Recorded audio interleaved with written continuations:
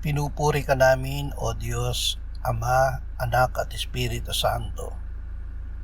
Salamat, Ama, na ibinigay mo sa amin si Jesus na iyong anak na namatay para sa aming kasalanan, iyong muling binuhay, iniakyat at iniluklok sa iyong kanan sa langit.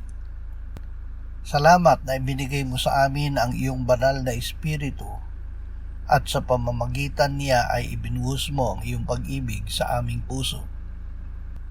Ama, damitan mo kami ng katuwiran ni Kristo upang magbunga ito sa amin ng malinis na budhi at banal na pamumuhay.